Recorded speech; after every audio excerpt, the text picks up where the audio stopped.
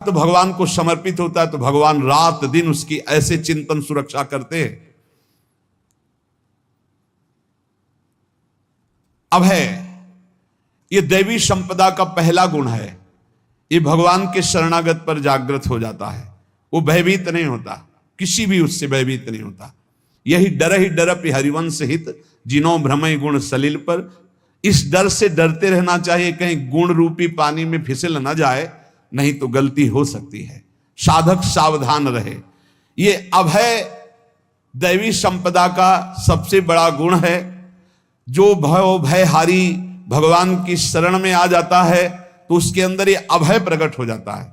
अगर कहीं तुम्हें एकांत में भय लग रहा है, एक आदमी तो एकांतिक में आए थे, वो कह रहे थे कि हमें हर समय भय लगा रहता कि कोई हमारे पीछे है, अंधेरा तो लगता कोई खड़ा है, मैं जीना मुश्किल हो गया, ऐसा भय। देखो ये मन कैसा है, भगवान से विमुख होने पर कैसे डरवाता है। वो कह रहे हैं हर समय मुझे डर लगा रहता है, कोई सामने खड़ा है, कोई पीछे खड़ा है, ऐसा भय लगने लगता है। और जब भगवान की शरण में आ जाते हैं तो ये अभय स्थिति हृदय में जागृत हो जाती है। कोई भी भय आसपास आ ही नहीं सकता, यहां तक कि नरक का भी भय खत्म हो जाता है जो भगवान की शरण में है। महापापी भी पुण्यात्मा महान भक्तों के समान वो उत्तम गति को प्राप्त हो जाता है जो भगवान की शरण में हो जाता है। पर ये जो भोगों का आश्रय लिए हुए हैं, मनमानी आचरण कर रहे हैं, ये कभी उस अभय को जान ही नहीं सकते कोई अभय पद है क्या।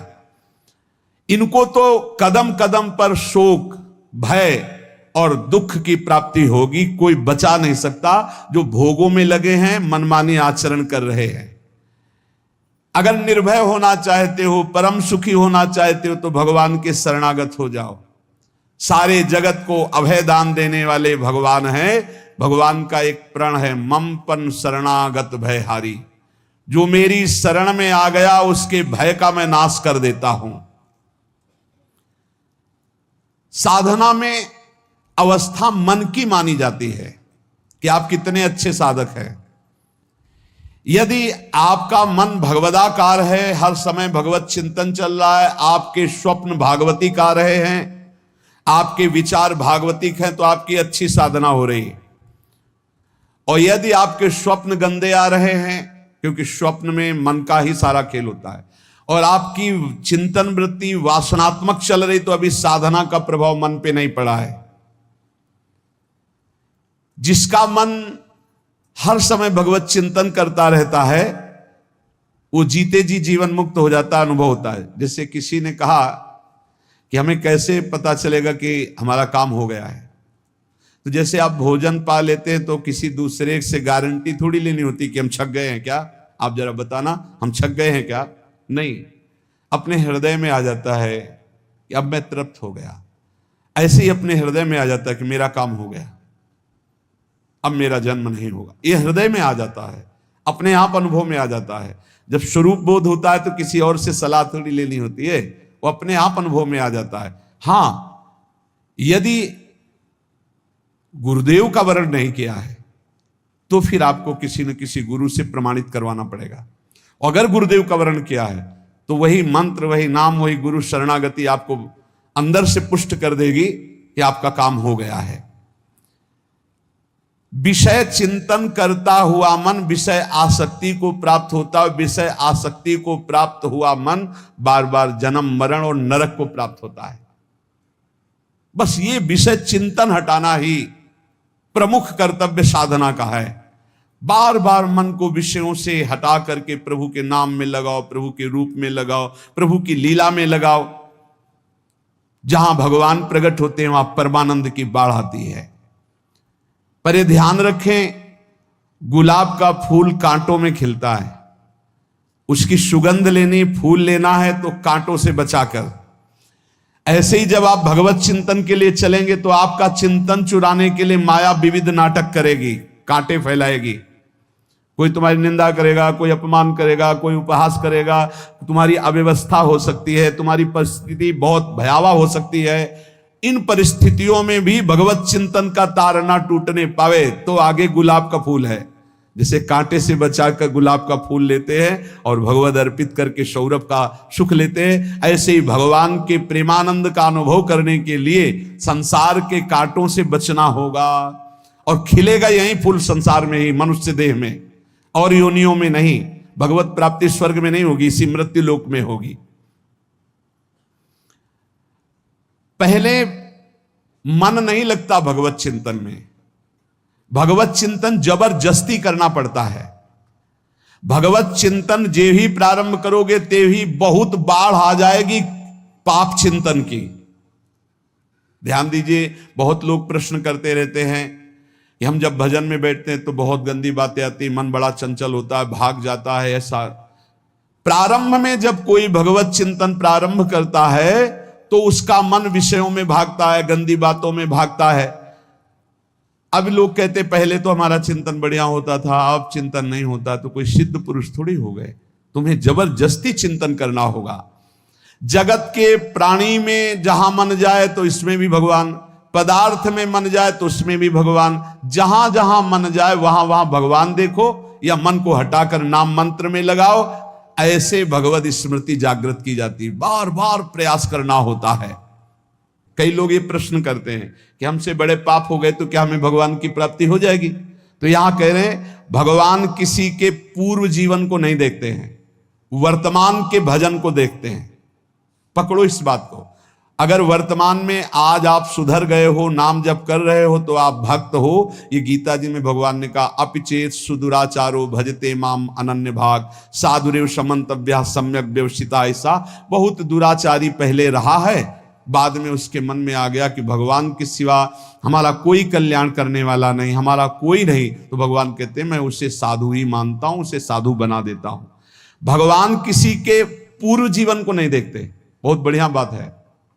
कल तक हम क्या करते रहे भगवान नहीं देखते, आज क्या कर रहे हो ये देखते हैं। यदि आज आप भजन में लग गए हो, अच्छे आचरण कर रहे हो, तो आपको भगवत प्राप्ति हो जाएगी। भगवान ये नहीं देखते कि पूर्व में पुण्यात्मा रहा है कि पापात्मा रहा है। भगवान वर्तमान में देखते कि मेरा भजन कर रहा है, बस इसी से कल्याण कर देते हैं। पकड़ो इस बात को, तो कभी प्रश्न नहीं उठेगा कि क्या हमको भी भगवत प्राप्ति हो सकती है क्या। हमारा मन यदि श्री भगवान को चाहने लगे तो श्री भगवान हमारे मन में ही आकर बस जाएंगे। भगवान की रूप माधुरी में मन डूबने लगेगा। यथार्थ सत्य, जो भगवान से थोड़ा भी प्यार करने लगे हैं उनके हृदय में भगवान की उनकी भावना के अनुसार झलक आने लगी है। हृदय में प्रभु के आते ही अनंत जन्मों के संस्कारों का नाश हो जाता है। इसलिए तुम अपने पहले वाले घृणित जीवन को याद भी मत करो और उसको सोचकर जरा निराश भी मत हो। अमावस्या में घोर अंधकार रहता है, पर प्रातः काल में अंधकार नष्ट हो जाता है। ऐसे ही नाम का उच्चारण करते ही तुम्हारे जितने पाप अंधकार हो सब नष्ट हो जाएंगे। तुम चाहो कि एक क्षण भी प्रभु को ना भूलो। अब वर्तमान में ऐसी स्थिति बनाओ। जो प्रभु को नहीं भूलने की चाह करता है कि मुझे ऐसी स्थिति प्राप्त हो कि मैं कभी प्रभु को ना भूलूं, तो सच्ची मानो और कोई बात भगवान सुने ना सुने, ये बात जल्दी सुन लेते हैं। भजन की मांग करो तो बहुत जल्दी भगवान पूर्ण करते हो। भजन जिसका चलने लगा तो फिर लोक लोकांतर के सारी रिद्धियां सिद्धियां सुख वैभव तो उसके चरणों में लौटते हैं। जब हम प्रभु से प्रभु का स्मरण न मांगकर भोग मांगते हैं तभी हमारा भजन रुक जाता है, भजन नहीं चल पाता। यदि हम प्रभु से केवल भजन मांगे तो विश्वास करो ब्याज में ये सब हो जाएगा। मूल भजन तो आपका बचेगा ही, ब्याज में लोक लोकांतर के भोग आपके चरणों में लुटते घूमेंगे। आप भजन करके तो देखो। अरे घिघियाने की जरूरत नहीं, किसी से मांगने की जरूरत नहीं, भजन करके देखो, सब ठीक हो जाएगा, सब अपने आप बन जाएगा। हम बहुत बड़ी भूल कर देते हैं कि थोड़ा भजन करके प्रभु से कुछ सांसारिक वस्तुएं, स्थितियां, परिस्थितियां बदलने की मांग कर लेते हैं, जिससे भजन छूट जाता है। प्रभु की स्मृति इतनी महान है कि जिन्होंने बैर भाव से प्रभु का स्मरण किया उनको भगवान की प्राप्ति हो गई।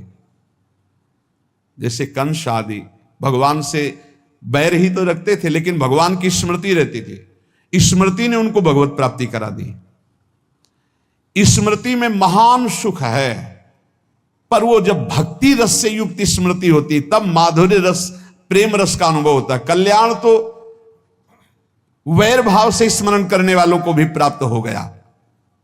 यदि आप भक्त हो और ये चाहते हो कि आपकी भागवती की स्थिति बहुत जोर की हो, तो हम आपसे प्रार्थना करते हैं कि रोज प्रभु से एक ही बात मांगिए, मुझे अखंड स्मृति दीजिए। अर्जुन जी को पूरी गीता जी सुनने के बाद यही मिला, नष्टो मोहा स्मृति लब्ध्वा। स्मृति, प्रभु आप हम पे ऐसी कृपा कर दो कि हमारे हृदय में किसी और व्यक्ति, वस्तु, स्थान की स्मृति न रह जाए, केवल आपकी स्मृति रह जाए। ये चाह भगवान बहुत जल्दी पूर्ण कर देते हैं यदि उपासक हृदय से ये बात मांगे। भगवान की कृपा से ही ऐसा हो सकता है कि अखंड स्मृति